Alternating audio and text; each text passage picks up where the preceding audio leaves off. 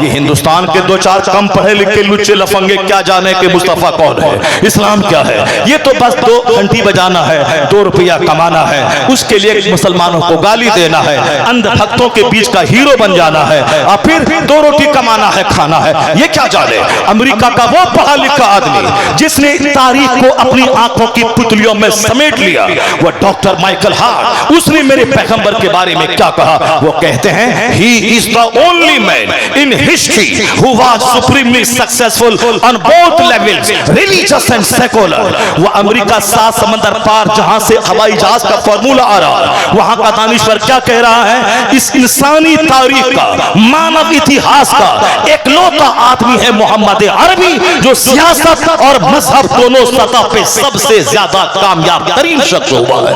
पूरी दुनिया का सफलतम पुरुष। ये गिरी साहब रामगिरी क्या जाने, ये अति नरसिंहानंद क्या जाने, ये नुपुर शर्मा क्या जाने, ये तिवारी क्या जाने। ये 2-4 लोग हैं जो रोटी खाने के लिए वो इस्लाम के पैगंबर को गाली देते हैं। मगर इसी हिंदुस्तान का एक हिंदू बहुत बड़ा पढ़ा लिखा आदमी, उसने क्या कहा। उस हिंदू ने उसने कहा the personality of Muhammad it is most difficult to get into the whole truth of it, only a glimpse of it I can catch. एक गैर मुस्लिम हिंदू ब्राह्मण वो कहता है इस्लाम के पैगंबर की अजमत की तह में उतरना बहुत मुश्किल है। मैं एक चैप्टर उनका पढ़ता हूं, उनकी क्वालिटीज का दूसरा चैप्टर सामने आ जाता है। वो कहते हैं इस पृथ्वी का हीरो यानी अबकरी इंसान, लाजवाब हस्ती कोई है तो मोहम्मद अरबी की जात गिरामी है।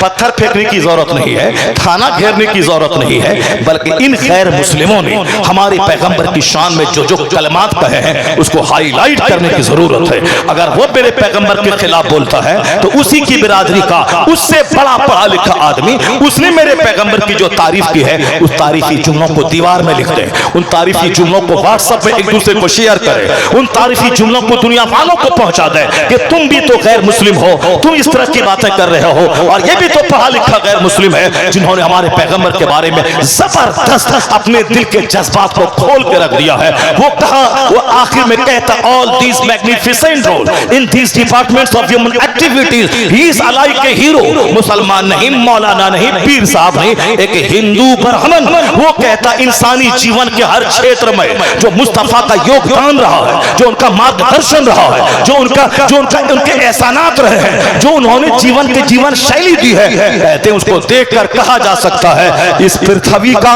लाजवाब इंसान मोहम्मद अरबी अलैहिस्सलाम। इसी को आला हजरत बरेली से कहा कोई बड़ा नहीं है, न प्रोफेसर बड़ा, न थिंकर बड़ा, न ऑफिसर बड़ा, सबसे आला व औला हमारा नबी, सबसे बाला व वाला हमारा नबी, सारे ऊंचों में ऊंचा समझिए जिसे है उस ऊंचे से ऊंचा हमारा नबी। पैगंबर आजम को पढ़ने के बाद पता चलता है किस तरह हमारे पैगंबर सर्वश्रेष्ठ हैं, कैसे हमारे पैगंबर महानतम पुरुष की सूरत में इस दुनिया के लिए रहमत बन के जलवागर हुए हैं। अब जरा गौर से सुनिए क्या कहा उसने, जॉन डेविनपोर्ट ने। उसने कहा कि सारे उलूम अरबी मदारिस से लिए गए हैं और the Spanish Saracen may be looked upon as the father of European philosophy. आप बोर तो नहीं हो रहे, आप लोग बोर तो नहीं हो रहे, गुफ्तगू हार्ड तो नहीं हो रही आपके लिए, बिल्कुल हार्ड मैं सिंपल करके आप तक पहुंचा रहा हूं, बहुत सिंपल गुफ्तगू आप तक मैं पहुंचा रहा हूं। शदीद हाजत हो कि पेशाब कपड़े में हो जाएगा, उस हालत में जाने की परमिशन है, वरना आम हालत में आप उलझन के शिकार ना हो, बल्कि आप खामोशी से बैठे रहें, एक मालूमाती खिताब आप तक पहुंच रहा है। अब कैसे जॉन डेविनपोर्ट ने कहा अरबी मदारिस के जो उलमा है, स्पेनिश सेरेसन अरबी मदारिस के उलमा यूरोप की साइंस के बाप कहे जाने के मुस्तहिक हैं। क्या कहा, जो साइंस जवान हुई है उसको जवान बनाने में अरबी मदारिस के उलमा का हाथ रहा, इनका हाथ रहा। अब कैसे हाथ रहा, बस एक पॉइंट आपको मैं पहले बताता हूं। अमेरिका नाम का कोई मुल्क आज से 1000 साल पहले नहीं था। कोलंबस ने अमेरिका का पता लगाया, जैसे हिंदुस्तान का पता वास्को डी गामा ने लगाया, उसी तरह अमेरिका का पता कोलंबस ने लगाया। कब पता लगाया? 1495 में, यानी आज से 1000 साल पहले अमेरिका कोई मुल्क है इसका पता चला। लेकिन आज वह मुल्क दुनिया का सबसे शक्तिशाली, दुनिया का सबसे बड़ा साइंसी मुल्क है, दुनिया पे राज करने वाला। उनसे पूछें कि किसने आपको ताकतवर बनाया, किसने आपको दुनिया पे राज करने का हुनर और आर्ट सिखाया? अमेरिका का जवाब है knowledge is power, knowledge is light. इल्म ताकत का नाम है, इल्म रोशनी का नाम है। इल्म ने मुझे ताकतवर बनाया। आज सारी दुनिया मेरे से हथियार ले रही है, मेरे से साइंस के फॉर्मूले ले रही है। इल्म इल्म इल्म, नॉलेज शिक्षा शक्ति का नाम है, नॉलेज पावर का नाम है, इल्म ताकत का नाम है। चाइना आज से 1000 साल पहले बुद्धिस्टों का घिसा पिटा मुल्क आज दुनिया की मंडियों पे अपना माल फैला दिया है। किसने आपको दुनिया के मार्केट में सबसे ज्यादा महंगा, सबसे ज्यादा ताकतवर मुल्क बनाया है? जवाब है चाइनीज का। Knowledge is power, knowledge is light. इल्म ताकत का नाम है, इल्म रोशनी का नाम है। आज हिंदुस्तान इंजीनियरों का मुल्क कहलाता है। गल्फ कंट्रीज के 25 से ज्यादा ममालिक में हिंदुस्तान के इंजीनियर इज्जत की निगाह से देखे जाते हैं। आज से 300 साल पहले न JNU का पता था, न AMU का पता था, न किसी यूनिवर्सिटी का पता था। हिंदुस्तान में जितनी भी यूनिवर्सिटीज है, चाहे जवाहरलाल नेहरू यूनिवर्सिटी, चाहे बनारस हिंदी यूनिवर्सिटी, चाहे अलीगढ़ मुस्लिम यूनिवर्सिटी, चाहे नालंदा, चाहे साहब पटना यूनिवर्सिटी, चाहे मैसूर यूनिवर्सिटी, चाहे रोहिलखंड, चाहे बंबई यूनिवर्सिटी, सबकी तारीख 300 साल के भीतर की है। सबकी तारीख एक यूनिवर्सिटी नालंदा की है जो यूनिवर्सिटी का पता मिलता है 1000 साल पहले, लेकिन वो बुद्धिस्टों का एक धार्मिक शिक्षा का एक केंद्र था जिसको मॉडर्न एजुकेशन से कोई मतलब नहीं। मैं जो बात कहने जा उसको गौर से सुनिएगा। घिसा पिटा मुल्क आज ताकतवर है। किसने बनाया? वही सारे लोग पढ़ेंगे, सारे लोग बढ़ेंगे। सर्व शिक्षा अभियान है, सब घर में शिक्षा पहुंचे। शिक्षा शक्ति का नाम है, शिक्षा ताकत का नाम है। चाइना बोलता है इल्म ताकत का नाम है, अमेरिका कहता है नॉलेज पावर का नाम है, हिंदुस्तान के लोग कहते हैं शिक्षा शक्ति का नाम है। मगर ताज्जुब की बात यह है, ये शिक्षा को शक्ति सबसे पहले किसने कहा है? इल्म को ताकत सबसे पहले किसने कहा है? इल्म को लाइट सबसे पहले किसने कहा है? पिछले 1400 साल पहले जाए जब न अमेरिका का नाम था, न चाइना का वजूद, चाइना में किसी एक स्कूल का वजूद था, न हिंदुस्तान में एक प्राइमरी स्कूल तक नहीं था। वह गुरुकुल के जमाने में एक दरख्त के साये में एक गुरु बैठता था और 2-4 शिष्य उनके सामने बैठते थे, धर्म की शिक्षा दी जाती थी। लेकिन आज दुनिया में सैकड़ों यूनिवर्सिटीज हैं, हजारों कॉलेजेस हैं, लाखों स्कूल से मौजूद हैं। यह शिक्षा का केंद्र है। किसने सबसे पहले इल्म को नूर कहा, इल्म को ताकत कहा, शिक्षा को शक्ति कहा? सबसे पहले इस धरती पर पैगंबर आज़म अलैहिस्सलाम ने 1400 साल पहले कहा था, अलैकुम बिल इल्म फ़इन्नल इल्म कुव्वतुन, अलैकुम बिल इल्म फ़इन्नल इल्म नूरुन। इल्म हासिल करो, माँ की गोद से लेकर कब्र की गोद तक। इल्म ताकत का नाम है, इल्म रोशनी का नाम है। इसलिए तो मैं कहता हूँ क़यामत तक जितने लोग इल्म को ताकत कहेंगे, मुंह उसका होगा, यह नारा मुस्तफा जाने रहमत का दिया हुआ होगा। जितने लोग इल्म को ताकत कहेंगे, इल्म को रोशनी कहेंगे, मुंह उसका होगा, मगर यह फार्मूला मोहम्मद अरबी का दिया हुआ होगा। नारे तकबीर, नारे रिसालत, मज़हबे इस्लाम। एहसान इस्लाम का है, जिसने बताया है कि इल्म ताकत का नाम है, इल्म रोशनी का नाम है। यह सबसे पहली दरसगाह मदरसा है जो असहाबे सुफ़ा की सूरत में मस्जिद नबवी में एक चबूतरा था। उसी चबूतरे से आवाज आई, इल्म हासिल करो, acquire knowledge from the cradle to the grave. माँ की गोद से लेकर कब्र की गोद तक इल्म हासिल करो। इल्म ताकतवर बना देगा, इल्म सम्मान दिलाएगा, इल्म बेहतरीन तेरा साथी है, इल्म हथियार है, इल्म सलाहुल मोमिन है, इल्म खलीलुल मोमिन है, इल्म मोमिन की बेहतरीन कंपनी, इल्म मोमिन का बेहतरीन साथी। ताज्जुब की बात है कि नॉलेज पे जिस पैगंबर ने इतना जोर दिया है, उसके कलमा पढ़ने वालों में जहालत का रेशो ये रहे कि सिर्फ 10% लोग पढ़ रहे हो,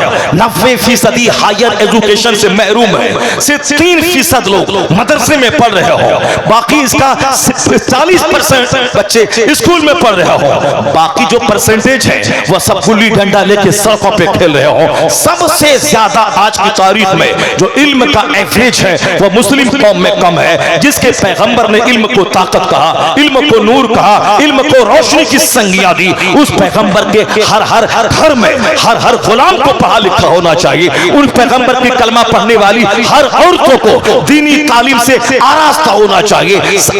इल्म ही है जो सीने को पुख्ता करता है, इल्म ही है जो नर्वसनेस को दूर करता है, इल्म ही है जो जुल्म के खिलाफ लड़ने के लिए ज़बान अता करता है, इल्म ही है जो हौसला शिकनी के माहौल में हौसला जवान रखने का पैगाम देता है, इल्म ही है जो अत्याचार के खिलाफ, जो जुल्म के खिलाफ, जो इनजस्टिस के खिलाफ बोलने के लिए ज़बान देता है। आज हम नर्वस हो गए, आज हम कमजोर हो गए क्योंकि हम इल्म से महरूम है। आज फिर ये मदरसा आवाज देता है कि घर घर मुसलमानों की लाइब्रेरी में तब्दील हो जाए। हर मुसलमान बच्चा जमीन खरीदना बंद कर दे, प्लॉट खरीदना बंद कर दे, वो साहब मकान बनाना बंद कर दे। पहले अपने बच्चों को पढ़ाए, मजहब की भी तालीम दे और दुनियावी भी तालीम दे, ताकि मदरसा भी आबाद रहे और दुनियावी दरसगाहें भी आबाद रहे, ताकि मदरसा में पढ़े तो मरने के बाद जन्नत मिले, और फिजिक्स केमिस्ट्री पढ़े तो दुनिया में दूसरों के सामने हाथ फैला के भीख नहीं मांगे, बल्कि यहाँ भी खुशहाल रहे और दीन सीखे, ताकि मरने के बाद मुस्तफा की जन्नत चले जाए।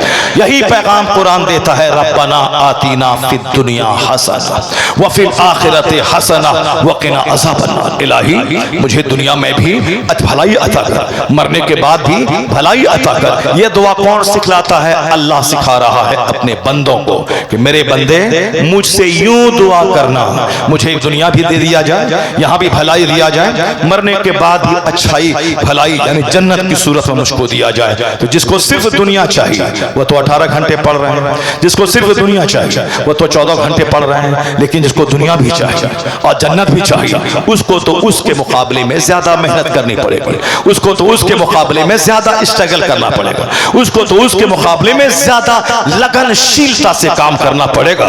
क्योंकि डॉक्टर बनने के लिए 12 घंटे 14 घंटे लोग पढ़ रहे हैं, इंजीनियर बनने के लिए 8 से लेकर 10 घंटे लोग पढ़ रहे हैं, आईएएस ऑफिसर बनने के लिए 15 से लेकर 18 घंटे पढ़ रहे हैं। तो जब दुनिया के चंद सिक्के कमाने के लिए 16 घंटे की मेहनतें हैं, तो जिनको दुनिया में भी कामयाब होना और मरने के बाद जन्नत जाना, ऐसा नहीं कि जन्नत कोई काल्पनिक बात है, तसव्वुराती बात है, फातिहा दिला के जन्नत मिल जाए, लोहबान जला के जन्नत मिल जाए, चादर चढ़ा के जन्नत मिल जाए, ऐसा नहीं होता है। सरकार गौसे आजम 40 साल तक इशा की वजू से फजर की नमाज पढ़े और हम लोहबान में जन्नत ढूंढ रहे हैं, हम अगरबत्ती में जन्नत ढूंढ रहे हैं, हम साहब बताशे में जन्नत ढूंढ रहे हैं, हम शक्करपाला में जन्नत ढूंढ रहे हैं, हम साहब मजार पे हाजिरी में जन्नत ढूंढ रहे हैं। जन्नत इतनी आसान चीज नहीं है कि गुलाब का फूल लेके जाएं, मजार पे चढ़ाएं, वहां से 2 एकड़ जमीन की मुराद भी मांग लें और मरने के बाद जन्नत भी चले जाएं, लोहबान जलाएं, अगरबत्ती जलाएं और साहब जन्नत भी मिल जाए और दुनिया में 1 करोड़ का बंगला भी मिल जाए। ये जो अजमेर मोहल्ला में करोड़ों की हाजिरी हो रही है, मेरे ख्याल से वो सारी हाजिरी,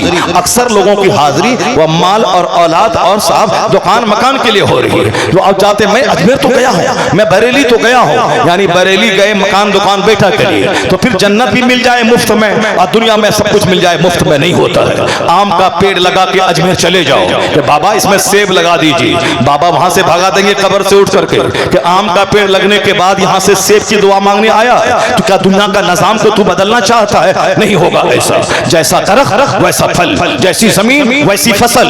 अब गेहूं के खेत से गेहूं निकलेगा, आम के पेड़ से आम फलेगा। तो अरसा नहीं कि अजमेर गए वहां मांगा दुनिया भी मिल गई, बेटा डीएम बन गया, नहीं होगा ऐसा। दुनिया का सारा काम सिस्टम से चलता है। होगा कब? ये होगा जब हमारा बच्चा मैट्रिक में 95% नंबर लाए, हमारा बच्चा इंटरमीडिएट में 98% नंबर लाए, हमारा बच्चा ग्रेजुएशन में 99% नंबर लाए। यानी पहले 8 घंटे पढ़े, फिर बढ़ा के 10 घंटे कर दे, फिर बढ़ा के 12 घंटे कर दे, फिर बढ़ा के 16 घंटे कर दे। अब उसके बाद ये चला जाए अजमेर मोहल्ला। हुजूर मैंने मेहनत में कोई कमी नहीं की, मैंने टॉप रिजल्ट निकाला, 99% नंबर लाया। अब हुजूर एक दुआ के लिए हाथ उठा दे ताकि कामयाबी कदम चूमे। इधर से मेहनत चलेगी, उधर से गरीब नवाज का हाथ उठेगा, कामयाबी आसमान से उतर के कदम चूमेगी।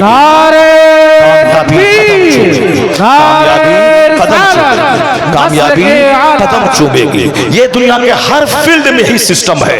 जब खेत गए बगैर रोजी नहीं मिलती, जब दुकान गए बगैर पैसा मेरे घर में चल के नहीं आता, जब बगैर स्कूल गए डिग्री नहीं मिलती, नौकरी नहीं मिलती, जब दुनिया में रोजी देने वाला अल्लाह है मगर हम 8 घंटे खेत में पानी पटाते हैं, हम 12 घंटे दुकान में रहते हैं। रोजी देने वाला अल्लाह है तो दुकान क्यों जाता है, खेती क्यों करता है, फिर ये साफ ग्रेजुएशन तक डिग्री क्यों हासिल करता है, कंपटीशन फेस क्यों करता है, जब रोजी देने वाला अल्लाह है। मगर आप कहते हैं कि नहीं साहब, रोजी देने वाला अल्लाह है मगर मुझको मेहनत करनी पड़ेगी, मुझको दुकान जाना होगा तब अल्लाह रोजी देगा। अल्लाह ने कहा जमीन में फैल जाओ, तो मैं रोजी के लिए जो रोजी सबको मिलनी ही मिलनी है उसके लिए खेत में, खलियान में, दुकान में, नौकरी, वतन से बेवतन होके गए हम पंजाब दिल्ली में, हिंदुस्तान छोड़ के सऊदी अरब गए, दुनिया के सिक्के के लिए। दुकान जाना है रोजी नहीं मिलेगी, खेत जाना है रोजी नहीं मिलेगी, तो बस यही समझ ले कि रोजी देने वाला अल्लाह है मगर खेत जाना होगा,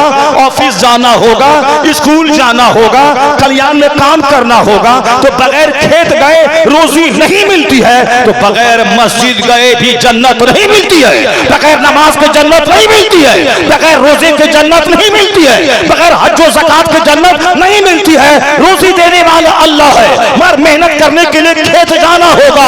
बख्शने वाला अल्लाह है मगर जन्नत के लिए मस्जिद जाना होगा, ज़कात नहीं होगी। नारे तकबीर, नारे रिसालत, मसलके आला हजरत, मदरसा अहले सुन्नत जामिया नुमानिया चरकपत पर। सुभान अल्लाह, सुभान अल्लाह, अल्हम्दुलिल्लाह। तो फिर मैं उसको निकालता हूँ अभी, मगर थोड़ी सी तकरीर हो जाए और सुन जाए, उसके बाद फिर मैं वो चिट्ठी निकालता हूँ। दरूद पाक पढ़ें, अल्लाहुम्मा सल्ली अला सय्यदना व मौलाना मुहम्मदिन मअदनिल जूद वल करम व आलिहि बारिक व सल्लिम सलातन व सलामन अलैका या रसूलल्लाह। अब आप मेरी तकरीर सुन रहे हैं, आप 1 घंटे से जायद हो गए। मैंने अपनी तकरीर अभी स्टार्ट नहीं की है क्योंकि मेरा जो टॉपिक है वह तहकीकी टॉपिक, जो मेरा एक रिसर्च का टॉपिक है, उसको जरा गौर से सुनिएगा। बगैर सुने हुए जाइएगा नहीं, जाएंगे दुनिया आप लोग बगैर सुने हुए। हाथ उठा के बार जोर से बोले ला इलाहा इल्लल्लाह मुहम्मदुर रसूलुल्लाह सल्लल्लाहु अलैहि वसल्लम। आपने वादा कर लिया है एक बंदा भी नहीं जाएगा, जबकि मैं 2.5 घंटे बोल के आया, अभी 2 घंटा मेरा होने वाला है। मैं 2.5 घंटे यहाँ भी बोलूंगा इंशाअल्लाहुल करीम। आज 5 घंटे का रिकॉर्ड बनेगा, 2.5 घंटे दिन में, 2.5 घंटे रात में। तो बस सिर्फ आपकी तवज्जो चाहिए, वरना हमको शौक नहीं है तकरीर करने का। इतनी तकरीरें हो गई हैं कि अब तकरीर का शौक नहीं रह गया है। इसलिए जुमा के दिन कभी मैं आधा घंटा बोलता हूँ, कभी 10 मिनट बोलता हूँ। हमारे दोस्त कहते हैं मत बोलिए ज्यादा, सब हमारे घर वाले समीम भाई भी कहते हैं कि मत बोलिए ज्यादा, सब बोलते हैं, मगर हमको कहते हैं कि नहीं भाई हम 2 घंटा बोलेंगे। अगर 2 बंदा अगर नेक बन गया तो मेरा पसीना बहाना वसूल हो गया। हम ये चाहते हैं कि शुरू के हिस्से में जो जिसके दिल में बात नहीं उतरी, मुमकिन है कि 2 घंटे के बाद जो जुमला निकल रहा है ये जुमला उसके दिल को बदल दे, उसके दिल को चेंज कर दे। इसीलिए ट्रेन छूटे प्लेन छूटे बात मेरी मुकम्मल होनी चाहिए। एक बंदा राहे रास्ते पे आ गया, सोच सीधी हो गई, मेहनत वसूल हो गई। अल्लाह तबारक व तआला हमें हक बोलने, आपको हक सुनने की तौफीक अता फरमाए। ये जॉन डेविनपोर्ट ने क्यों बोला कि मदरसा साइंसदानों को जन्म दिया है, क्यों बोला? बस 2-3 बातें मैं आप तक पहुंचाता हूं। किस कदर हालात दुनिया में बन रहे हैं, किस तरह आज कुरान पाक पढ़ने का मजाज दुनिया में फैल रहा है, जरा गौर से सुनिए। एक बिल्कुल सिंपल और सरल वाली बात, कलमा पढ़ने वाले रोजाना पढ़ रहे हैं, भले ही आपको मालूम ना हो। सोशल मीडिया पे हंगामा है, यहाँ मुसलमान को मारा, वहां मुसलमान को पीटा, ऐसा हुआ, वो सब फेक, सब झूठ है। वो अगर कहीं सच है भी तो आजमाइश है। और सच्ची बात यही है कि दुनिया में इस्लाम ने कोहराम बपा कर दिया है। जैसे जैसे इल्म बढ़ रहा है, जहालत घट रही है, इस्लाम की तरफ पढ़े लिखे लोग ज्यादा लालायित होकर ललचाई निगाहों से देखकर कलमा पढ़कर मोमिन हो रहे हैं। जरा गौर से सुनिए, एक बात पहले भी सुने होंगे, अगर नहीं सुने होंगे तो और सुनिए, जरा गौर से सुनिए। थाईलैंड की राजधानी बैंकॉक में एक यूनिवर्सिटी है, उस यूनिवर्सिटी के प्रोफेसर, डिपार्टमेंट ऑफ एनाटॉमी के एक बड़े प्रोफेसर है, उसका नाम है मेगाटेट तेजासेन। उन्होंने बहुत गहरा रिसर्च, बहुत गहरी तहकीक की कि दुनिया भर में अलग अलग टॉपिक पे सारे लोग काम कर रहे हैं, मुझे भी उस टॉपिक को टच करना है जिस पर लोगों ने काम नहीं किया है। हर साइंसदानों का एक मजाज होता है, अजूबा काम करना, नया काम करना, जिसको सब लोग नहीं कर रहे हैं उस फील्ड में काम करना। यह हमारे जैसे मौलवियों का मजाज है। एक मदरसा चल रहा है अहले सुन्नत जामिया नौमानिया, तो 10 किलोमीटर नहीं बल्कि 10 कदम दूरी पे एक दूसरा मदरसा कायम कर देना, जामिया सुबहानिया। अब जामिया सुबहानिया, अब वहां से 10 कदम की दूरी पर जामिया रज़विया कायम कर देना। चूंकि इनके पास कोई बड़ा प्रोजेक्ट, बड़ा प्लान नहीं है, यह समझता है कि मेरा मुस्तकबिल अंधेरे में है, यही मदरसा तो एक सहारा है। मदरसा कायम करें, रसीद उठाएं, 10 लोगों के पास जाएं, जलसा भी करवाएं, 2-4 बच्चों को पढ़ाएं। अजूबा काम करने का मजाज ये नहीं रखते हैं। जो काम कोई नहीं कर रहा हो वह काम मैं करूं। इस्लाम की तबलीग का मरकज सिर्फ मदरसा ही नहीं है। इस्लाम की तबलीग करने के लिए किताब लिखना, किताब छापना, किताब बेचना, बिजनेस करना, ये एक बड़ा तरीका है। बड़े बड़े शहरों में वहाबियों, दियोबंदियों, नजदियों के, गैर मुक़ल्लिदों के बड़े बड़े कुतुबखाने मौजूद हैं, मगर हम से सुन्नियों के एक कुतुबखाना नहीं है। अब उसकी तरफ तवज्जो देना, उसकी तरफ मेहनत करना ताकि हम अपना एक कुतुबखाना कायम करें। नहीं, बस एक सिंपल सा काम है मदरसा कायम करना। किसी ने 10 दुकान कर ली है किराने की, तो अब नया कोई बच्चा मेरा आता है, उसको कुछ समझ में नहीं आता, किराने की नई दुकान डाल देता है। अजूबा काम करना, जो काम शहर में नहीं होता हो, वह बिजनेस स्टार्ट करना, एक स्कूल कायम करना जिस स्कूल में बच्चे मैट्रिक भी पास करें, इधर से हाफिज कुरान भी हो जाए, बच्चे उधर से इंटरमीडिएट भी करें, इसे मौलवी भी हो जाए, बच्चे वहां से ग्रेजुएट भी हो जाएं, बच्चे यहाँ से फाजिल भी हो जाए, बच्चे वहां से एमए कर ले, यहाँ से मुफ्ती बन जाए। बच्चा 10 साल मदरसे में पढ़े तो हाफिज बनने के लिए 15 साल ना लगा दे, 15 साल के बाद फिर दौर करना पूरी जिंदगी उसको रटने में ना लगा दे। एक इंजीनियर लॉकडाउन में 3 महीने में हाफिज कुरान बन गया, और अभी एक बच्चा 45 दिन में हाफिज कुरान बन गया। ये तो अजूबा लग रहा है, फेसबुक की बातें लग रही है, मगर महबूब गौहर एक नकीब है बिहार के, उनका बेटा 9 महीने में हाफिज कुरान बन गया। एक बच्चा 9 महीने में हाफिज नहीं बन पाता, 9 साल में नहीं बन पाता, वह 9 महीने में बन गया। स्कूल का इंजीनियर बच्चा लॉकडाउन में कॉलेज बंद था, वह 3 महीने में हाफिज कुरान बन गया। इसका मतलब है वह घोची पली वाला काम नहीं चलेगा, यानी घोचना, रगड़ना, सर झुलाना और 10 साल तक पढ़ते रहना, यह घोची पली उसको सर्व शिक्षा अभियान में यह पढ़ाया जाता है, यह ट्रेनिंग दी जाती है। एक है घोची पली, यानी घुसेड़ना, सब उसको रगड़ना, वो पढ़ना, अब 15 साल लग जाते हैं, नहीं हो पाएगा ऐसा काम। मेहनत करने वाला 2 साल में अगर अच्छा हाफिज नहीं बना तो समझ लें कि वो सारी जिंदगी कच्चा रहेगा, और कच्चा हाफिज रहेगा। उसको रमजान के दिनों में खूब मेहनत करनी पड़ेगी, और फिर तरावी सुनाते हुए आगे पीछे उसको खूब करना पड़ेगा, ताकि पीछे कुरान सुनने वालों का दिमाग खराब हो जाए। रोजाना 3 पारे मेहनत से पढ़ने का मामूल बना ले। फजर की नमाज पढ़ने के बाद उस वक्त तक दाना नहीं डालूंगा जब तक कि 3 पारे मैं पढ़ नहीं लूं। मैं जिसके पास मैं ट्यूशन पढ़ रहा था बीके झा के पास, एमए इंग्लिश का ट्यूशन उससे मैं ले रहा था, मदरसे में रहता था, 1 घंटा के लिए उसके घर पे जाता था, और जब ट्यूशन पढ़ते हुए जब वो हमसे पूछता था पिछला सवाल, तो जितने बच्चे होते थे जो बचपन से नर्सरी से पढ़े हैं वो सब नहीं जवाब दे पाते थे, और मैं जवाब देता था। तो बीके झा मेरा चेहरा देखता था, कहता था ये आदमी कैसा आदमी है। मैं कल नोट्स लिखवाया हूं और आज ये सारा नोट से मुझको सुना दे रहा है। तो बीके झा मुझसे ज्यादा करीब हो गए थे, वो मुझको ज्यादा चाह रहे थे और मुझको ज्यादा पसंद कर रहे थे। उसने एक बार मुझसे कहा, शहरयार मैं अभी 11 बज गए, मैंने अपने अंदर में एक दाना नहीं डाला, मैं पानी नहीं डाला, क्यों? उस वक्त तक मैं अन्न नहीं डालता हूं जब तक कि उन्होंने अपने भगवान का नाम लिया, कि जब तक मैं राम का नाम नहीं ले लेता हूं उस वक्त तक मैं अपने पेट में एक दाना नहीं डालता हूं। मैं सोचने लगा, साहब जिसको हम गैर मुस्लिम कहते हैं, जिसे हम मुशरिक कहते हैं, ये मुशरिक उस वक्त तक पेट में दाना नहीं डालता जब तक कि वो अपने हिसाब से वो अपने गॉड का नाम नहीं ले ले। क्या हमारे लोग ऐसा फैसला नहीं कर सकते हैं? उस वक्त तक औरतें झाड़ू नहीं लगाएंगी घर में जब तक कि वह सूरह यासीन नहीं पढ़ ले, उस वक्त तक बिस्तर पे नहीं सोएंगी जब तक कि सूरह मुल्क न पढ़ ले, सूरह तौबा न पढ़ ले, सूरह मुज़म्मिल न पढ़ ले। 1 करोड़ का जेवर दे के बेटी को बचा नहीं पाओगे, अपनी बीवी को सीधा नहीं कर पाओगे।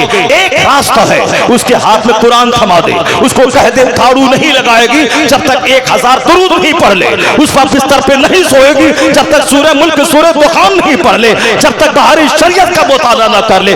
4 साल रहो सऊदी अरब में, सेफ रहेगी इज्जत, उसको तिलावत से, उसको दरूद से, उसको कलमा से फुर्सत नहीं मिलेगी कि वो मोबाइल चलाए और खैर मर्दों का चेहरा देखे। अगर ये नहीं हुआ, अगर मल्टीमीडिया मोबाइल दे दिया और तुम बाहर से हर महीने 50,000 रुपए भेजते रहे तो वो यही बोलेगी तुम 3 साल तक मत आना, अभी तेरा बच्चा भी पढ़ रहा है, तेरा सारा काम चल रहा है, तेरे घर में सब कुछ हो रहा है, तुम अभी 4 साल के बाद आना। जब वो बोलेगा अब मैं आना चाहता हूँ, या बोलती है कभी मत आना जब इतना पैसा हो जाए एक बिजनेस डाल लो तब आना, तेरा सारा काम चल रहा है, न जाने क्या कुछ हो रहा है उन इलाकों में जहां गरम गजा हो, जहां गरम रिमोट हाथ में हो, जहां गरम तस्वीरें हो, वहां ज़िना न होगा तो क्या होगा, वहां आवारगी न होगी तो क्या होगी। जहां तिलावत है, जहां इबादत है, जहां जिक्र है, जहां दुरूद है, उस वक्त तक झाड़ू न लगाए जब तक कि 1000 दुरूद न पड़े। अगर ऐसा मामूल बन गया तो घर भी बचेगा, इज्जत भी बचेगी, बेटी भी बचेगी, बेटा भी बचेगा, दुनिया भी बचेगी, उक़बा भी बचेगा। नारे तकबीर, इससे हट के नहीं बचेगा, दीन नहीं बचेगा, दुनिया भी नहीं बचेगी, सब कुछ तबाह बर्बाद हो जाएगा जिस तरह से हो रहा है।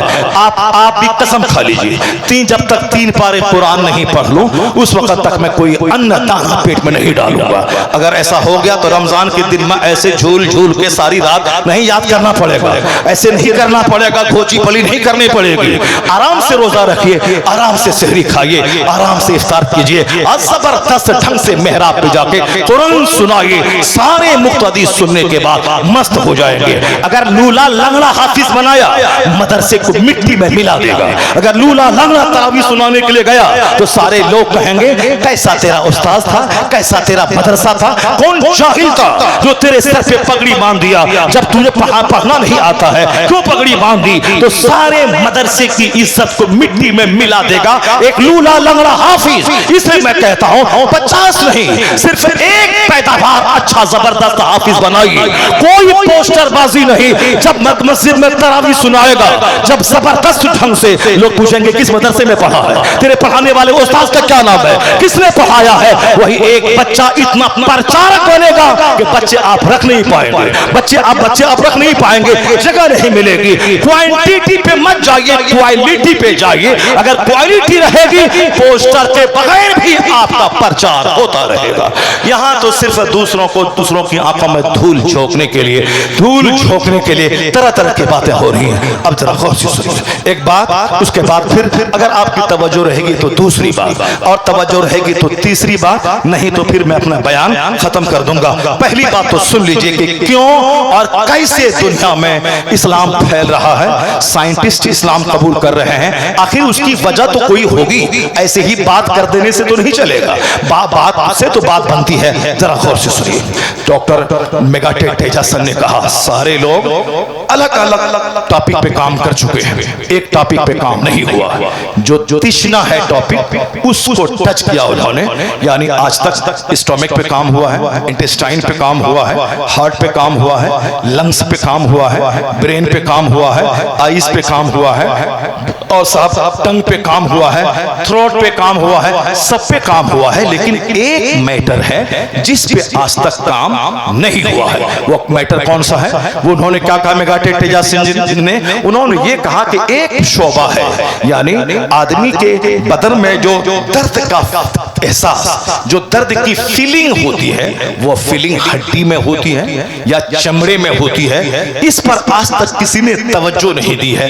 मैं इस टॉपिक पे काम करूंगा, मैं इस टॉपिक पे काम करूंगा। चुनांचे उन्होंने इस टॉपिक को उठा जो बहुत टफ टॉपिक है, मगर साइंसदान तो बिल्कुल सख्त मिट्टी को ही खोदते हैं, वहां से पानी निकालते हैं। हल्का काम तो सब लोग कर लेता है, हल्का काम का मतलब नाथखानी तो सब लोग कर लेते हैं, मगर किताब लिखने वाला काम सब नहीं कर सकता है। ये वही करेगा जो खूब मेहनती होगा। दूसरों की लिखी हुई नात पढ़ना ये तो सब पढ़ लेगा, लेकिन खुद से नात लिखना ये मुश्किल काम है। मुश्किल काम कम लोग करते हैं, आसान काम सब लोग करते हैं। आसान काम है मदरसे से निकल के मौजिन बन जाना, आसान काम है ट्यूशन पढ़ाना, आसान काम है मदरसे से निकल करके साहब दूसरे के घर में जाके फातिहा पढ़ना। आजकल फातिहा पढ़ने वालों, कुरान खानी करने वालों की भी एक टीम शहरों में कायम हो गई है। अब बाज़ाब्ता बोर्ड लगा हुआ है कि कुरान खानी के लिए यहाँ राब्ता कायम कीजिए और घर की बंदिश के लिए यहाँ राब्ता कायम कीजिए। यानी आसान वाला काम, आसान वाला काम। अब तो मदरसे के बच्चे लोग लेते नहीं है, क्योंकि अब वहाँ टीम तैयार हो गई है। अब वो टीम जो है, अब टीम कुरान खानी वाली टीम, जिक्र वाली टीम, मिलाद पढ़ने वाली टीम। अब मौलाना साहब को कौन पूछेगा, वहाँ तो एक टीम है मिलाद पढ़ने वाली। अब साहब मस्जिद के इमाम साहब पहले मिलाद भी पढ़ते थे ताकि आमदनी वहां से भी आ जाए, निकाह से भी आ जाए, लेकिन अब तो साहब टीम बन गई। चूंकि सस्ता काम सब लोग करते हैं, मुश्किल काम कोई नहीं करते। बंबई दिल्ली में एक इमाम साहब थे, उस इमाम साहब मस्जिद में नमाज पढ़ाते थे। सोचा कि अब नमाज पढ़ाते हुए जिंदगी गुजर जाएगी, अब काम ये करना है कि अपने बच्चों को पढ़ा देना, मुसीबत उठा लेनी है, इमामत को पकड़े रहना है, बाल बच्चे को स्कूल में पढ़ा दें। मैं कुछ नहीं कर पाया, ये करेंगे। लेकिन मस्जिद के ट्रस्टियों ने इतना तंग किया, चटाई क्यों बंदी हुई है, बल्ब क्यों टूटा हुआ है, पंखा क्यों नहीं चल रहा है,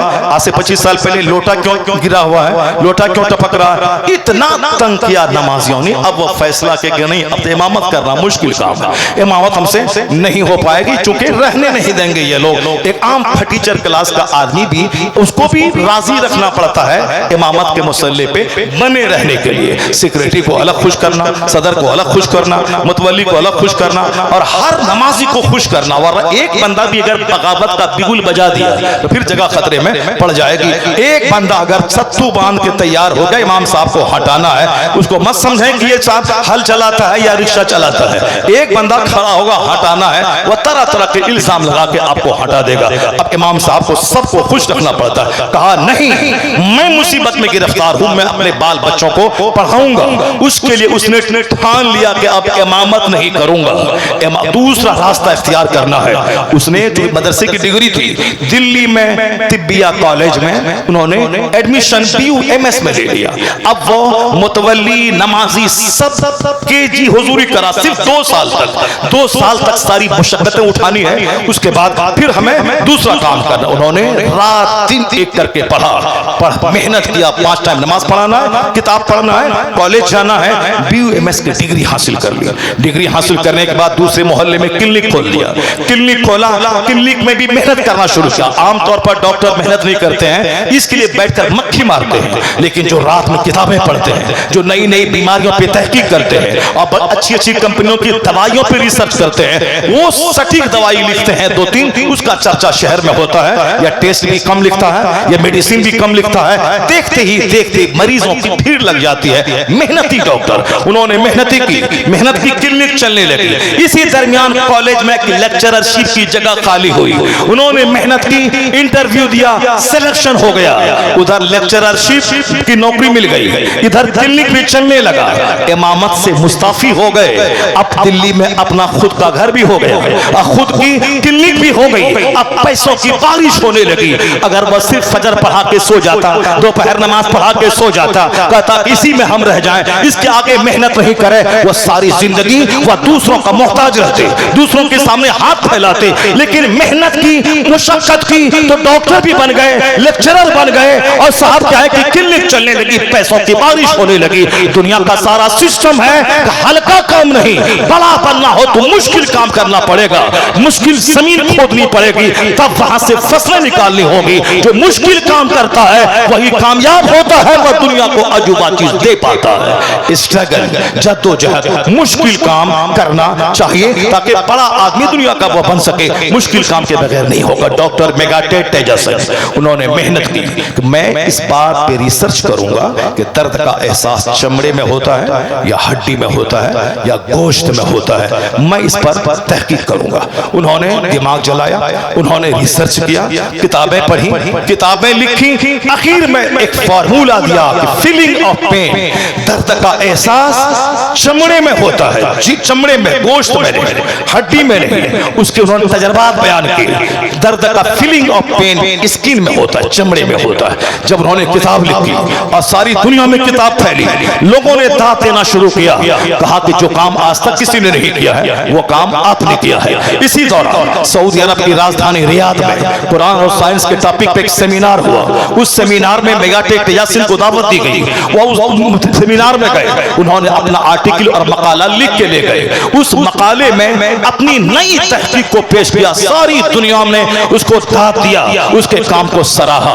एक इस्लामिक स्कॉलर ने कहा, मेगाटेड तेजासन जी, आपकी मेहनतों को मैं दाद देता हूं, आपकी मेहनतों को मैं सराहता हूं, लेकिन एक बात मैं आपसे कहना चाहता हूं। आप पढ़े लिखे आदमी हैं, साइंटिस्ट हैं, वैज्ञानिक हैं। मेरा कुरान है, ये इस्लामिक किताब, अल्लाह की किताब है, ये किसी ने लिखा नहीं, ये हमारा अकीदा हमारे रब ने अपने महबूब पैगंबर पे ये नाजिल फरमाया है, और वो किताब की शक्ल में हमारे सामने मौजूद है। एक चैलेंज है 1400 साल से, अगर कुरान में डाउट हो तो एक सूरत ले आओ, सूरत में एक आयत ले आओ, यानी कुरान की तरह आज तक कोई ला नहीं सका। ये अल्लाह का कलाम है और नाजिल हुआ आज से 1400 साल पहले इस दुनिया में। तो मैं एक आयत पढ़ता हूँ, मेगाटेड तेजासन जी, आप उसको गौर से सुनिए और अपनी तहकीक का जायजा लीजिए। और ये कलाम इलाही 1400 साल पहले नाजिल हुआ है, ना कोई इसमें एक हर्फ आगे बढ़ा सकता है, ना उसमें घटा सकता है। जिसने भी घटाया वो उसका कद खुद घट गया। ये कुरान एक मौजिज़ा है, अल्लाह का कलाम है, एक हर्फ न आगे न पीछे हो सकता है।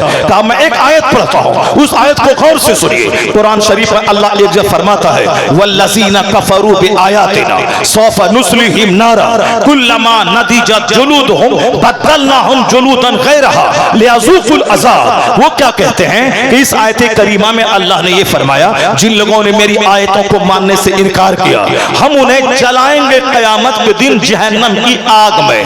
हम उसे जलाएंगे जिसने मेरी आयतों को मानने से इनकार किया। जब आग में लोग चलेंगे, कुल्लमा नदिजत जुलूदहुम बदलनाहुम जुलूदन गैरहा। अल्लाह कहता है जब जहन्नम की आग में खाल काफिरों की गल जाएगी, मुनकिरों की गल जाएगी, उसकी जगह हम दूसरी खाल पैदा कर देंगे। जरा गौर से सुनिएगा, क्या कहा? उसकी जगह दूसरी खाल पैदा कर देंगे, लियज़ूकुल अज़ाब, ताकि वह दर्द का मजा चखे, ताकि वह अज़ाब का मजा चखे। क्या मतलब? दर्द को का मजा चखाने के लिए हड्डी बदलने की बात नहीं की गई है, गोश्त बदलने की बात नहीं की गई है, इसमें चमड़ा बदलने की बात की गई है। बदलनाहुम जुलूदन गैरहा, ताकि उस वक्त खाल जब गल जाएगी उसकी जगह दूसरी खाल में पैदा कर दूंगा, ताकि वह दर्द का मजा चखे। मेगाटेड तेजासन जी हैरान हो गए। I am first man of the world, मैं दुनिया का पहला आदमी हूं जिसने ये तहकीक किया है कि दर्द का एहसास चमड़े में होता है। मगर यही बात अगर कुरान में 1400 साल पहले से मौजूद है तो फिर मेगाटेड तेजासन जी ने कहा, सारे लोग खड़े हो जाएं, हमारे शेख आ रहे हैं, सरबराहे आला अल जामिअतुल अशरफिया हुजूर अजीज मिल्लत की आमद हो गई, वो तशरीफ ले आए। अब शेख कामिल और बहुत बड़ी अरबिक यूनिवर्सिटी के वाइस चांसलर, उनको आप देखें किस कदर सादगी के साथ एक बहुत बड़े इदारे का संचालन कर रहे हैं और अपने प्रोडक्ट्स को लॉन्च करके पूरी दुनिया में फैला रहे हैं जबरदस्त ढंग से। अशरफिया के प्रोडक्ट आज बड़े बड़े इदारे, बड़ी बड़ी मस्जिदों, अमेरिका, यूरोप, ऑस्ट्रेलिया, दुनिया के सारे बर्रे आजमों में जहां की पैदावार है, जहां इल्मी खिदमात अंजाम दे रहे हैं, उसी मरकजी इदारे के वाइस चांसलर, वहां के सरबराह हुजूर अजीज मिल्लत हजरत मौलाना अब्दुल हफीज साहब मदजुल अली तशरीफ ले आए।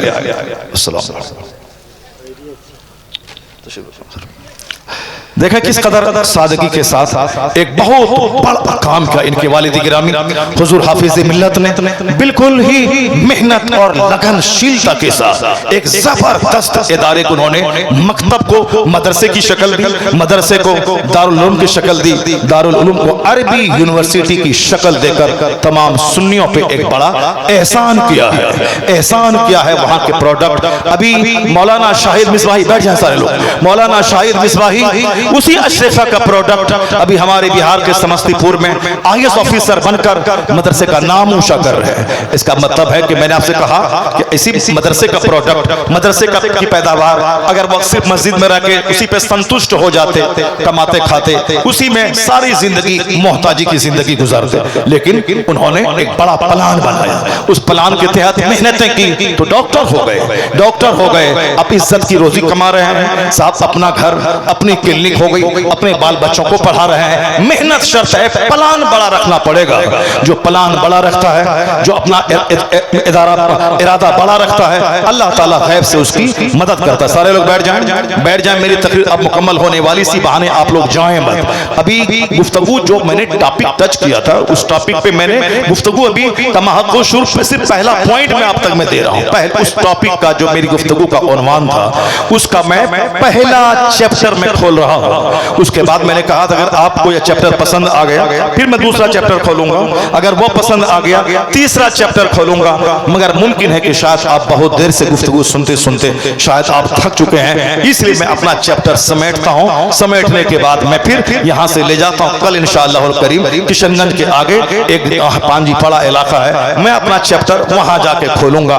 मैं अपनी एनर्जी क्यों लॉस करूंगा? जब मैं एनर्जी लॉस कर रहा हूं, अगर आप गौर से सुन रहे हैं तो फिर मुझको भी लगता है थकावट का एहसास खत्म होता जा रहा है। अब मैं पहले 1.5 घंटे तक मैं बैठ के बोला हूं, अब मैं खड़ा हो गया हूं। खड़े खड़े मैं 1 घंटा बोलना चाह रहा हूं और आप बोलने नहीं दे रहे हैं। आप सब लोग भाग रहे हैं। जितने लोग खड़े हैं वो सबके सब बैठ जाएं, सबके सब सारे लोग बैठ जाएं। इस चैप्टर को पूरा होने दीजिए, उसके बाद फिर मैं दूसरा चैप्टर खोलूंगा जब तक आपका इशारा नहीं होगा।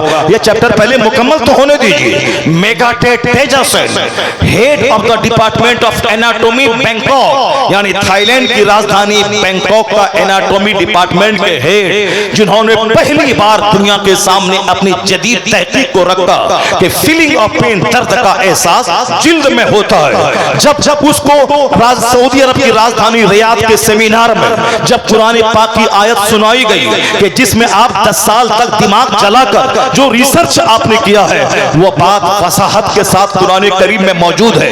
अल्लाह फरमाता है जिसने हमारी आयतों को मानने से इनकार किया हम उसे जहन्नम की आग में जलाएंगे। कुल्लमा नदीजत जुलूदुहुम, जब उसका चमड़ा गल जाएगा, बदलनाहुम जुलूदन गैरहा, उसकी जगह हम नई खाल पैदा कर देंगे। लियाज़ूकुल अज़ाब, ताकि वो अज़ाब का मजा चखे। तो दर्द का मजा चखाने के लिए हड्डी और गोश्त नहीं, जिल्द और चमड़ा बदलने की बात की। यही तहकीक 10 साल दिमाग चलाकर मेगाटेट तेजासन जी ने किया है। तो जब उसने सुना, वह चूंकि उसका ज़मीर जिंदा था, वह मुहक्किक था, वह जिद्दी नहीं था, वह जज्बाती नहीं था, वह अंधभक्त नहीं था, आंख बंद करके काम करने वाला नहीं था। क्योंकि जो मुहक्किक होता है नजर उसके आगे पीछे सब पर होती है, वह बोलता कम है, वह सुनता ज्यादा है, वह गौर व फिक्र ज्यादा करता है। मेगाटेट तेजासन जो दुनिया को जो सबसे पहला फार्मूला दिया दर्द की फीलिंग का के चमड़े में, यह बात वजाहत से जब कुरान करीम में उसने सुनी, कुरान करीम की आयतों में मेगाटेट तेजासन जी ने कहा I am first man of the world, मैं दुनिया का पहला आदमी हूं जिसने दुनिया को बताया है कि दर्द का एहसास चमड़े में होता है। लेकिन अगर यही बात कुरान में 1400 साल पहले से मौजूद है, जिस जमाने में न विज्ञान का इल्म दुनिया को था, न इसके बारे में किसी को पता था, यह इस बात की दलील है यह आदमी का कलाम नहीं हो सकता है, यह आदमी के खालिक का कलाम है, यह रहमान का कलाम है, यह मालिक का कलाम है। तो मेगाटेट तेजासन जी बोला सारी दुनिया गवाह रहे कि जब सच्चाई जाहिर हो गई है तो मेगाटेट उस सच्चाई को कबूल करता है और कलमा पढ़कर मोहम्मद अरबी का गुलाम होता है। कलमा पढ़कर मोहम्मद अरबी का गुलाम होता है। Who says Islam is in danger? कौन कहता है कि इस्लाम खतरे में है?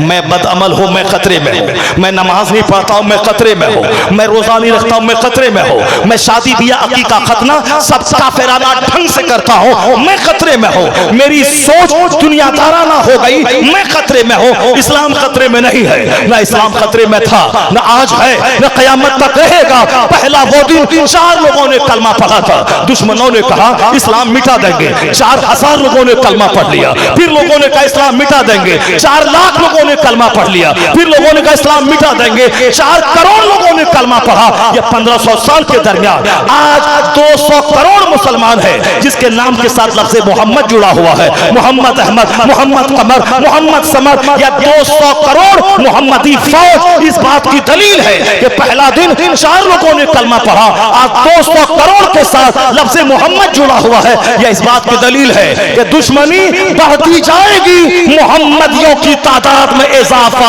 होता चला जाएगा। है नूरे खुदा कुफ्र की हरकत पे खंदासन, फूंकों से चराग बुझाया ना जाएगा। दुनिया में इल्म बढ़ रहा है, तहकीक बढ़ रही है। ये सोशल मीडिया पे नाचने गाने वालों से इस्लाम का दायरा महदूद नहीं होगा। मुझे तो और बहुत सारी बातें सुनाने वाला था, मगर चूंकि बातें आप पर बोझ बन गई हैं शायद, इसलिए अब मैं अपना चैप्टर में समेटता हूं। अब इस मदरसे ने ठान लिया है कि फिर दोबारा उसी तारीख को जिंदा करना है। मदरसे में सिर्फ मौजिन और इमाम की पैदावार नहीं होगी, बल्कि मदरसे में अब यहां से वही दौर को लाया जाएगा जहां कंप्यूटर इंजीनियर पैदा होगा। मदरसे में अंग्रेजी जबान का फॉर्मूला जो हुजूर हाफिज मिल्लत ने आज से 70 साल पहले दिया था, और वह फॉर्मूला कारगर भी रहा। उसी अशरफिया के प्रोडक्ट मौलाना शाहिद मिसबाही अंग्रेजी में जबरदस्त किताबें लिखते हैं, जबरदस्त खिताब करते हैं, और उसी मदरसे के बेशुमार प्रोडक्ट लॉस एंजलिस में, कैलिफोर्निया में, वाशिंगटन डीसी में, न्यूयॉर्क में, हिंदुस्तान में जितने बड़े बड़े मदारिस हैं उसके मुंतजिम, उसके मोहतमिम, उसके बड़े मुदर्रिस की सूरत में उसी अलजामतुल अशरिफा के प्रोडक्ट सारी दुनिया में फैलकर मसलक के आला हजरत की खिदमत कर रहे हैं। यानी हमारे लोग अरबी भी बोलें, अंग्रेजी भी बोलें, हिंदी भी बोलें, उसी हाफिज मिल्लत की तालीमात से इंप्रेस्ड होकर मैंने अंग्रेजी में एमए किया, और साहब दाढ़ी के साथ किया, शेरवानी के साथ किया। दाढ़ी मैंने छोटी नहीं की, वरना बहुत सारे कमजोर किस्म के लोग जब तक मदरसे में पढ़ते हैं तो दाढ़ी रहती है, नमाज रहती है, मिलिया चले गए, साहब हमदर्द यूनिवर्सिटी चले गए, हैदराबाद चले गए, बस वहां जींस टी शर्ट भी पहनने लगे और दाढ़ी भी छोटी, कमजोर किस्म के लोग। वरना जिसकी तालीम में गहराई है, अच्छे लोगों की सोहबत रही है। अभी कल जब मैं मदरसे मीटिंग कर रहा था तो हमें एक नौजवान बोला कि मैं अलीगढ़ से अभी वापस आया हूं, मैंने वहां देखा फिजिक्स डिपार्टमेंट में जुब्बा पहने हुए, दाढ़ी रखे हुए साहब, वो साहब तालिब इल्म है, वो असर से मगरिब के बीच में खेल रहे हैं। खेलने के बाद जुब्बा के साथ, दाढ़ी के साथ, कौन है? फिजिक्स डिपार्टमेंट, जबरदस्त तालीम इसकी है। यानी ये केमिस्ट्री डिपार्टमेंट है, ये फिजिक्स में है, ये बायोलॉजी में है, ये साहब नीट की तैयारी निकाल के एमबीबीएस कर रहे हैं। यानी जुब्बा के साथ मैंने कहा ना कि इल्म यहाँ दाढ़ी में नहीं रहता, इल्म पगड़ी में नहीं रहता, इल्म जुब्बे में नहीं रहता, इल्म की जगह है दिल। जो भी मेहनत करेगा, मुशक्कत करेगा, पढ़ेगा, तब उसी मेहनतों को जगाने की जरूरत है। मदरसे में 5 किताबें सिलेबस में है, मगर 50 किताबें पढ़नी पड़ेंगी एक्स्ट्रा तौर पर, ताकि आपकी उर्दू भी अच्छी हो जाए, ताकि एक्स्ट्रा नॉलेज भी आपको हो जाए। जब स्कूल के बच्चे 20 किताब पढ़ सकते हैं, वह जीके पढ़ सकते हैं, जीएस पढ़ सकते हैं, हिस्ट्री पढ़ सकते हैं, सिविक्स पढ़ सकते हैं, ज्योग्राफी पढ़ सकते हैं, तो फिर आप एक किताब को क्यों रट रहे हैं यार? तो आप कुरान पाक भी हिफ्ज कीजिए, आप अंग्रेजी भी पढ़िए, हिंदी भी पढ़िए, संस्कृत भी पढ़िए, फारसी भी पढ़िए, खारजी तौर पर इस्लामी तारीख का मुताला कीजिए, फिक्र का मुताला कीजिए। यानी इस तरह उसके लिए आपको उस्ताद लाना होगा, उसके लिए टीचर लाना होगा, अच्छी बिल्डिंग देनी होगी, अच्छा गार्डन देना होगा, अच्छा पार्क देना होगा, ताकि अच्छे माहौल में बच्चे रहे। जब एक बाप यह सोचेगा कि मैं बच्चे को इंजीनियर बनाऊं या आलिम दीन बनाऊं, तो एक तरफ है साहब भूचीपली वाला मसला, एक कमरे में 25 बच्चे रह रहे हैं, अब वहां उसका इंतजाम नहीं है, बाथरूम में भीड़ लगी हुई है, खाने का मैनेज सही नहीं है, तो कभी भी एक अच्छा घराने का बच्चा उस मदरसे में नहीं पढ़ेगा। जब आपको अट्रैक्ट करना है, कशिश देनी है, तो आपको मदरसा को खूबसूरत बनाना होगा, बच्चों के लिए प्लेग्राउंड बनाना होगा, खेल खेल का मैदान देना होगा, बच्चों की रिहाइश के लिए स्कूल कॉलेज की तरह साफ कमरे देने होंगे, उसको लाइट का इंतजाम देना होगा, सामान रखने के लिए उसके साथ वार्डरोब का इंतजाम करना पड़ेगा। उसके लिए तो सरमाया चाहिए, उसके लिए तो पैसे चाहिए, अच्छे टीचर रखने होंगे। बच्चा है 200, टीचर आपके पास 5, ये बताएं कैसे आप अच्छी तालीम देंगे? बच्चा एक ही तरह के मुदर्रिसीन हैं, एक ही तरह की तालीम हो रही है, नहीं होगा। शानदार बिल्डिंग बनानी होगी। जब आपका बच्चा आप लेके जाएंगे, इधर स्कूल है, इधर मदरसा है, मदरसा स्कूल से बेहतर इमारत, स्कूल से बेहतर प्लेग्राउंड, स्कूल से बेहतर क्लीनलीनेस, स्कूल से बेहतर सफाई, स्कूल से बेहतर तालीम, स्कूल से ज्यादा सम्मान है। तो एक इंजीनियर बनाने वाला बाप देखेगा, यहाँ इमामत करेगा मेरा बेटा तो 30,000 रुपये तनख्वाह है, मदरसे में पढ़ाएगा तो साहब 30,000 रुपये की तनख्वाह सैलरी है, और फिर दस्तबोसी अलग, कदमबोसी अलग, इज्जत अलग। जुमा के दिन एक इमाम जब अमामा बांधकर हाथ में असा लेकर मस्जिद में खिताब देता है, खिताब करता है, चाहे वह देहाती का बच्चा हो, इंजीनियर उसका हाथ चूमते हैं, अरबपति उसकी दस्तबोसी करते हैं। यहाँ इज्जत भी है, तनख्वाह भी है, और फिर साहब नमाज रोजे की पाबंदी भी है। वहाँ उस कॉलेज में आवारगी है, वहाँ दीनियात से दूरी है, पैसे तो हैं, मगर वो इज्जत एक इंजीनियर का हाथ चूमते हुए कभी ना देखे होंगे, एक मिनिस्टर का हाथ चूमते हुए कभी ना देखे होंगे, एक जमींदार का हाथ कोई नहीं चूमता। गरीब घराने का बच्चा अगर आलिम बन जाता है, अरबपति हाथ चूमते हैं, मिनिस्टर हाथ चूमते हैं, ये इज्जत कहीं नहीं मिलेगी जो इज्जत मदरसे के पैदावार प्रोडक्शन को मिलती है। तो अब एक बाप यही चाहेगा, यहाँ सरमाल भी है, यहाँ दुनिया भी है, यहाँ आखिरत भी है, तो इसलिए बच्चों को इंजीनियर बाद में बनाने के बारे में सोचेंगे, पहले आलिमे रब्बानी बनाने के बारे में सोचेंगे। यहाँ दुनिया भी मिलेगी, उकबा भी मिलेगा, इज्जत भी मिलेगी, राहत भी मिलेगी। तो उस तरह से आपको लोगों के दिल में शौक जगाना होगा। शौक जगाने के लिए पुराने ट्रेडिशनल अंदाज पे नहीं, जबरदस्त बिल्डिंग देनी होगी। यहाँ शानदार मदरसा है, शानदार कैंपस है, यहाँ का प्लान बहुत बड़ा है हमारे मौलाना साहब का। इन्होंने साहब बहुत जबरदस्त एक हॉल बनाने का प्रोजेक्ट रखा है ताकि ज्यादा से ज्यादा बच्चे उसमें पढ़ें, ज्यादा से ज्यादा लोग रहें। उनका प्रोजेक्ट, उनका यही प्लान यही है कि उस बिल्डिंग में सीमेंट 350 बैग सीमेंट की जरूरत है। अब वो कौन देगा? आपको देना होगा। मैं अभी दिन में मस्जिद ताजुश शरिया का चंदा मैंने करवाया, कई लाख रुपए चंदा हुआ। और उससे पहले जब फाउंडेशन पड़ा था 4 साल पहले, उस मौके से भी मैं गया था। उस फाउंडेशन में भी लगभग 8-10 लाख रुपए लोगों ने दिया था। मैंने कहा आप लोग गरीब हो, आप लोग मोहताज हो, लेकिन हिम्मत तो है, हौसला तो है। गरीबों ने 11-11 हजार रुपए, गरीबों ने 50-50 हजार रुपए। मैंने बोला 20,000 रुपए इस सीमेंट के तसले को 20,000 रुपए में आप लें, 25,000 में सरकार आला हजरत की तारीख की मुनासबत से लें। तो लोगों ने 51,000 रुपए दिया। एक पहला तसला, दूसरा तसला, तीसरी कढ़ाई 51,000। मैं 20 मांगा, लोगों ने 51,000 रुपए दिए। मस्जिद का चंदा बाहर नहीं होगा, इलाके के जो लोग हैं, मोहल्ले के जो लोग हैं, उसकी जिम्मेदारी है अपने मदरसे को स्ट्रॉन्ग करना, अपने मदरसे को मजबूती देना। इसका चंदा बिहार में नहीं होगा, बिहार के लोग यहाँ की बिल्डिंग नहीं बनाएगा। हाँ, ज़कात और खैरात कलेक्शन के लिए आप रमजान में निकलेंगे तो बिहार के लोग नहीं देंगे, अगर जाएंगे भी तो 1 रुपया देगा। लेकिन आपके इलाके के जो लोग हैं, जिनका ये मदरसा है, जिस इलाके में ये मदरसा बिलोंग करता है, उस इलाके के लोग इसको, उसकी जिम्मेदारी है कि भरपूर ताउन करें। 350 बैग सीमेंट इस बिल्डिंग की तामीर में लग रहा है। मैं चाहता हूं कि पहला बंदा, हजारों का मजमा है, इसमें से कोई एक बंदा ऐसा उठे जो कह दे कि 50 बैग सीमेंट मेरी तरफ से इस इदारे की, उस बिल्डिंग की तामीर के लिए मैं दे रहा हूं। 50 बैग सीमेंट एक बंदा हो। मदरसा मॉडर्न बनने जा रहा है, मदरसे में साइंस की तालीम होने जा रही है, मदरसे में बिल्डिंग भी स्कूल के मुकाबले में ज्यादा खूबसूरत बनने वाली है, ताकि बच्चों को लगे कि हम भी एक मजहबी इदारे में इल्म हासिल कर रहे हैं। 350 बैग सीमेंट इस बिल्डिंग की तामीर में। मैं चाहता हूं कि 10 मिनट के अंदर में 350 बैग सीमेंट का इंतजाम हो जाए, ताकि फिर मैं समझ लूं कि हाँ, वाकई आपके सीने में इस्लाम का दर्द है, सुन्नियत का दर्द है, मदरसे का दर्द है। पहला बंदा, इतना बड़ा मजमा है, हजारों की तादाद में लोग हैं, पहला बंदा 50 बैग सीमेंट, 50 बैग 50 बोरी सीमेंट चाहिए, ताकि सीमेंट का मसला हल हो जाए। 50 बैग कोई भारी बात नहीं, 400 रुपए के हिसाब से एक बोरी सीमेंट की कीमत होती है। 50 बैग का मतलब होता है 20,000 रुपए। 20,000 रुपए कोई भारी चीज नहीं है, एक बार नहीं देना है। इतना 50 बैग का वादा तो कर लें, उसके बाद कल 10 बैग लाके दे दें, 10 दिन के बाद फिर 10 बैग लाके दे दें, 10 दिन के बाद फिर 10 बैग लाके दे दें। चूंकि काम अचानक तो होगा नहीं, काम बहुत दिनों तक चलता रहेगा, इसलिए मैं सब साहिबान खैर से मैं दावत देता हूं, 50 बैग सीमेंट कोई एक बंदा हो जो सामने आए, मुसाफा करे, हजरत को सलाम करे और अपनी तरफ से लिखवा दे कि मेरी तरफ से 50 बैग सीमेंट आपके इदारे की तामीर के लिए मैं आपको दे रहा हूं। पैगाम अली साहब, नारे तकबीर, नारे रिसालत, जरा जोर से बोलो, हिम्मत मत हारना, सबों को देना। एक बंदा भी दिए बगैर यहां से नहीं जाएगा।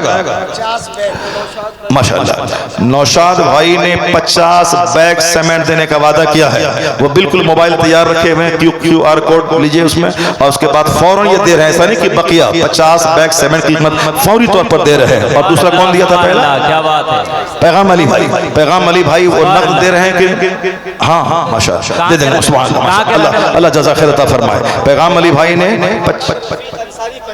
मोहम्मद रफीक अंसारी, कहाँ के? मुर्गाटी।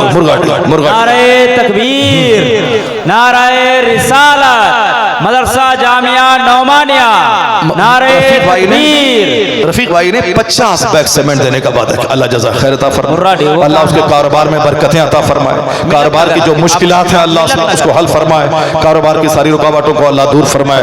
कुछ नहीं होता, अल्लाह रब्बुल इज्जत सदका देने से खुश होता है, अल्लाह का गज़ब ठंडा होता है। इन्ना सदक़ता लतुत्फी गज़बर रब, बेशक सदका अल्लाह के गज़ब को ठंडा कर देता है। बंदा परेशान होता है, बीमार होता है, भाई 50 बैग सुभान अल्लाह। अफरोज भाई ने 50 बैग सीमेंट देने का वादा किया। मेरे ख्याल से 200 बैग सीमेंट का इंतजाम आपका हो गया। अब 150 बैग रह गया, बस 3 बंदा उठ जाए 50 बैग सीमेंट लेकर।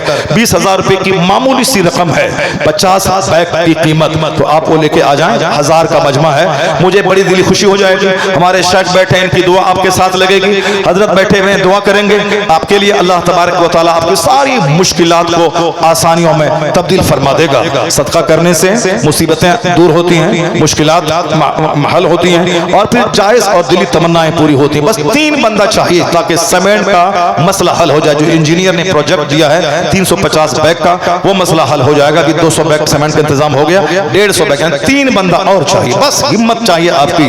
आप हिम्मत करें, अल्लाह रब्बुल इज्जत आपकी मदद करेगा, गैब से असबाब पैदा फरमा देगा, आपको कारोबार में तरक्की अता फरमाएगा। बस चाहिए हमें एक बंदा। माशाअल्लाह सुभान अल्लाह। अब्दुल रऊफ भाई कहाँ के रहने वाले हैं? हाँ माशाअल्लाह, जान रहे हैं ना, आइए क्या बात है। हाजी अब्दुल रऊफ साहब, इन्होंने 50 बैग सीमेंट देने का वादा किया। अल्लाह जज़ा खैर अता फरमाए, सेहत व आफियत दे। हज़रत की दुआएं आपके साथ हैं। बस 2 बंदा और चाहिए। आपके क्या नाम है? सुभान अल्लाह, अब्दुल जब्बार अंसारी मिल्लत नगर, 50 बैग सीमेंट इन्होंने दिया है। अल्लाह जज़ा खैर अता फरमाए, नारे सेहत व आफियत नसीब फरमाए। अल्लाह नारे रिसालत, बरकतों से माला माल। फर्क कितना है? 10 बैग। गुलाम मुस्तफा, चलिए ठीक है। गुलाम मुस्तफा भाई ने 10 बैग सीमेंट का पैसे उन्होंने दिया है। अल्लाह जज़ा खैर अता फरमाए, सेहत व आफियत नसीब फरमाए। इनके बाल बच्चों को अल्लाह तंदुरुस्ती अता फरमाए। कितना हो गया? 350 बैग हुआ। हाँ, अभी 2 बंदा और चाहिए, 2 बंदा और चाहिए, बस सिर्फ 2 बंदा और चाहिए। वाह माता भाई वाह। अपने वालिद के नाम से 10 बोरी 60 बैग, 30 60 माशाअल्लाह सुभान अल्लाह। क्या नाम हुआ आपका? माता लिखिए, माता लिखिए। मोहम्मद बिलाल। आपका क्या नाम हुआ? मोहम्मद मेहताब कि माशाअल्लाह। मोहम्मद बिलाल, मोहम्मद मेहताब, इन दोनों नौजवानों ने 60 बोरी सीमेंट, 30 बैग सीमेंट देने का वादा किया। अल्लाह तबारक व तआला इन दोनों नौजवान के कारोबार में बरकतें अता फरमाए। इनके घर में जो भी परेशानियां, अल्लाह उस परेशानी को दूर फरमाए। 350 बैग। अब एक बंदा और चाहिए। कलीम साहब अपने वालिद सुभान अल्लाह। हाफिज कलीम साहब अपने वालिद के सारे सवाब के लिए उन्होंने 10 बोरी सीमेंट की कीमत दे दी उन्होंने। अल्लाह जज़ा खैर अता फरमाए, सेहत व आफियत नसीब फरमाए। 30 बैग माशाअल्लाह। सुभान अल्लाह। मास्टर माशाअल्लाह, मास्टर शमसुल हक साहब ने, मास्टर शमसुल हक साहब ने 30 बैग सीमेंट देने का। हाँ चलिए माशाअल्लाह। सुभान अल्लाह, सुभान अल्लाह। नारे मास्टर नारे तकबीर, इदारे के नारे रिसालत, उन्होंने 50 बैग सीमेंट देने का वादा किया। अल्लाह तबारक व तआला जज़ाए खैर अता फरमाए, सेहत व आफियत नसीब फरमाए।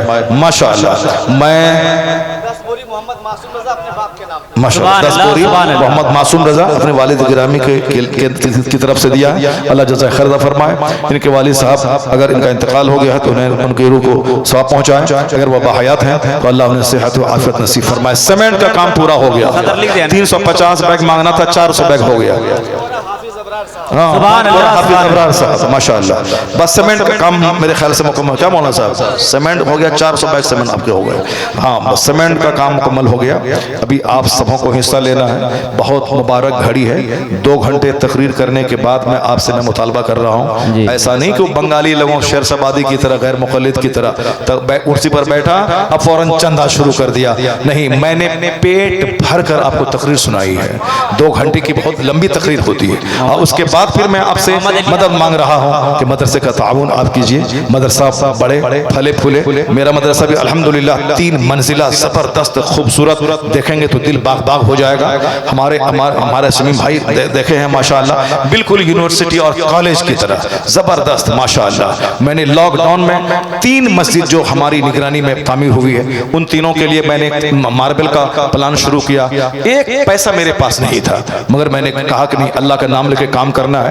हिम्मत की काम शुरू किया, तीनों मस्जिदों में मार्बल और टाइल्स का काम मुकम्मल हो। क्या बात है, सुभान अल्लाह। आदमी मेहनत करता है, अल्लाह ताला गैब से इंतजाम फरमाता है। बस आप थोड़ी सी हिम्मत करेंगे, दिल छोटा नहीं करेंगे, तो फिर आप ही की कमाई में से सारा काम हो जाएगा और आपको पता तक नहीं चलेगा। हजरत उस्मान गनी रज़ी अल्लाह ताला अन्हु का नाम सब सुने होंगे।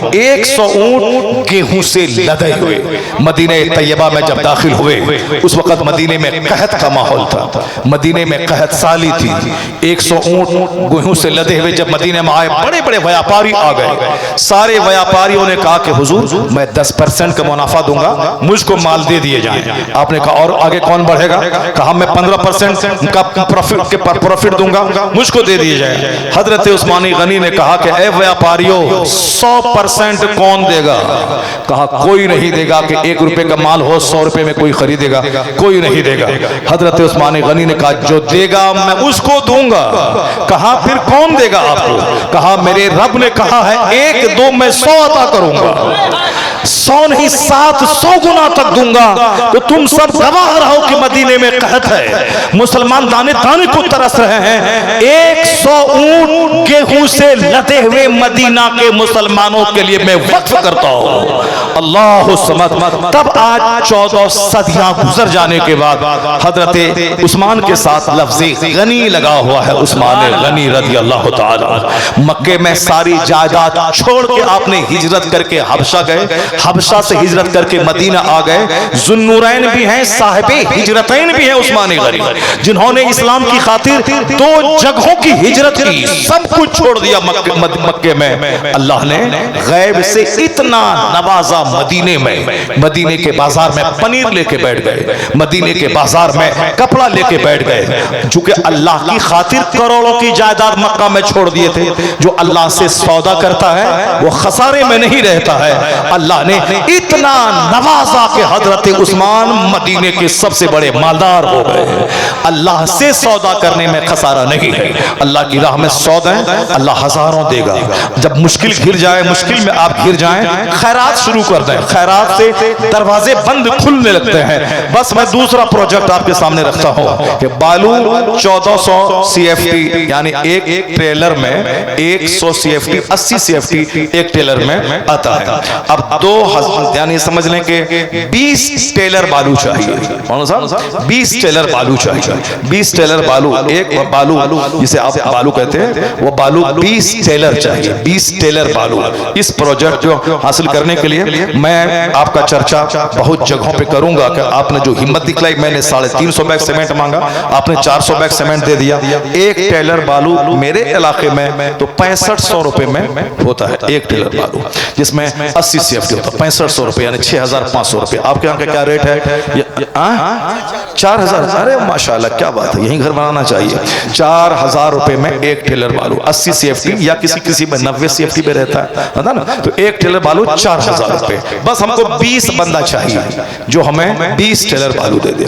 बस 20 बंदा चाहिए। 4-4 रुपए का 4-4 रुपए देने वाला 20 बंदा चाहिए जो बालू हो जाए। बालू का बड़ा अहम रोल रहता है। ईंट है, सरैया है, सीमेंट है। अगर बालू नहीं है तो फिर आप टेलर नहीं है, ट्रैक्टर में 4000। नहीं वही जो है वही कह रहा हूँ। वो 4000 में एक है ना, सही वही 20। बस 20 आदमी चाहिए। हाँ माशाल्लाह। मोहम्मद अख्तर अंसारी कहाँ के सरपंच साहब? जमडीहा के सरपंच साहब। सुभान अल्लाह, अल्लाह जज़ा खैर दे, सेहत आफियत दे। एक ट्रैक्टर बालू मोहम्मद अख्तर अंसारी। सुभान अल्लाह, सुभान अल्लाह। आप या तो पेमेंट कर दिया। सुभान अल्लाह। 3 ट्रैक्टर। सुभान अल्लाह, सुभान अल्लाह। नारे तकबीर। 3 ट्रैक्टर। माशाअल्लाह, रिसालत या रसूल अल्लाह, माशाअल्लाह, माशाअल्लाह। एक ट्रैक्टर। हाँ माशाअल्लाह। मोहम्मद नईम भाई एक ट्रैक्टर लिखिए तो। हाँ सुभान अल्लाह। और वो 3 ट्रैक्टर कौन दिया? ये भाई अब्दुल रज़ाक भाई। हाँ अब्दुल रज़ाक भाई। या तो अपना फोन नंबर भी लिखा दिए या फिर नकद दे दें तो बहुत अच्छी बात है। सब जानते हैं, सब जानते हैं ना, माशाल्लाह सुभान अल्लाह। एक ट्रैक्टर। हाँ यही चरक पत्थर के। हाँ चरक पत्थर का मदरसा है। चरक पत्थर के लोगों का ज्यादा फर्ज बनता है कि वो दें। हाँ माशाल्लाह। अहमद भाई एक ट्रैक्टर, अहमद भाई एक ट्रैक्टर, माशाअल्लाह सुभान अल्लाह, एक ट्रैक्टर अहमद भाई। कौन अहमद? हाँ, मस्जिद का कैशियर अहमद भाई, माशाअल्लाह। आप एक ट्रैक्टर बालू आपकी तरफ से क्या नाम?